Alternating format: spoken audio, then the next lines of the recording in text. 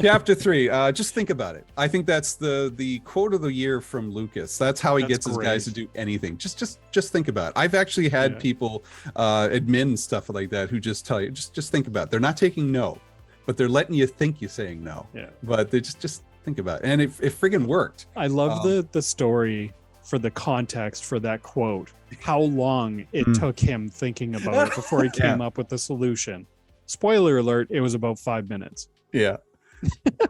So good. The way he explains it. And he was like, no, there's no way it can be done. He's like, well, just think about it. Just think about it. Just think about it. And I went away and I was thinking about it as I left, and I sat down and then like, well, how about, and you know what? And I just love that because Lucas said it a few times during this thing. He's like, I just went, just think about it. Just think about it. He's so casual when he says it. I love it. So I just said, just think about it. And you just think about it.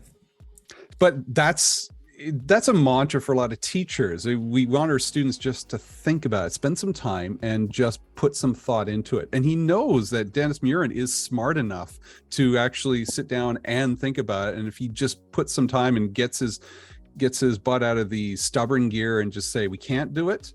And Dennis Murin is very much an adaptable creature. He really does know how to adapt and adjust to what is needed and do things from scratch because he's been so used to it.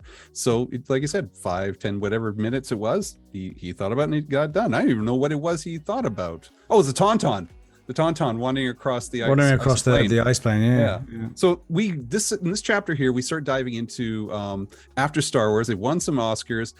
And they're heading to San Francisco, and Dykstra ain't coming. And they actually discuss that situation, and they also focus on creating Empire Strikes Back. But I didn't really respect the discussion about Dykstra coming on the show, decades later and talking about it. And he's recognizing that, you know what, I was kind of a hothead. He needed to do what he needed to do. He's still not happy about it, but he's not like, it is what it is now. And Lucas just kind of still very much blunt in his description of like, we couldn't do it with him. So what'd you guys think? I agree. It's you either do it my way or you don't come, basically, in George Lucas's mind, right? So he is the boss, yeah. I'm happy they didn't focus on the drama of Dykstra not coming. Yeah. It was just, so I guess props to Lawrence Kasdan for keeping this very much in the flow of a documentary and not goddamn reality TV. Yeah. Where it was very matter of fact. And like you said, Rob, just kind of how George Lucas explained it. But it was just, they got it done with Dykstra in the first one. Mm-hmm. It wasn't super happy or fun for George Lucas, so he made some changes.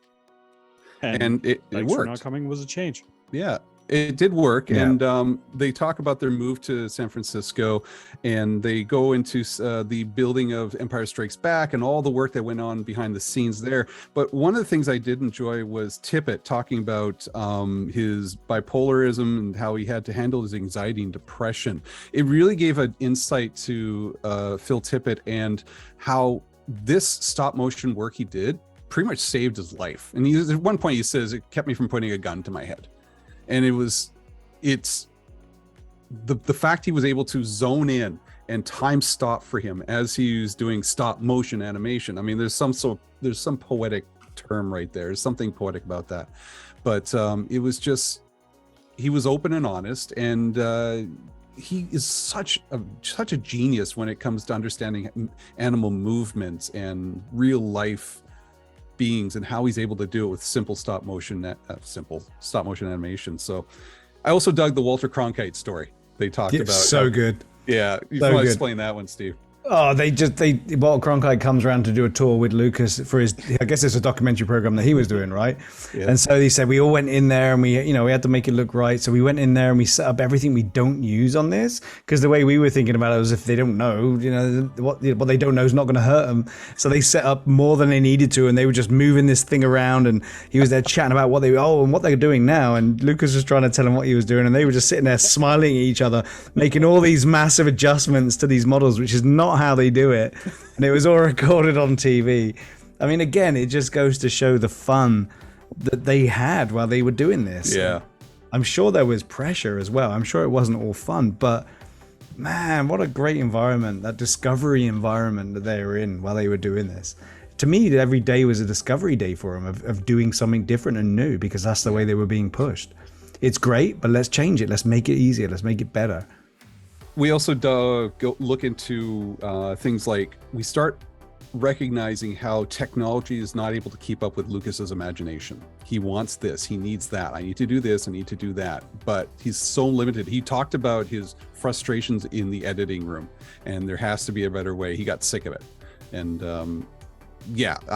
so it was just kind of dropping a kernel of dropping a hint as to what's going to happen later down in the next few chapters. So unless you guys got anything else from this one, again, this is another example of how it's beautifully shot, beautifully written, directed, I should say, as well. I did dig the animations as they're explaining certain pictures, and they do a modern animation with the original pictures. It's nice how they did that. Was this also the episode that we focused more on?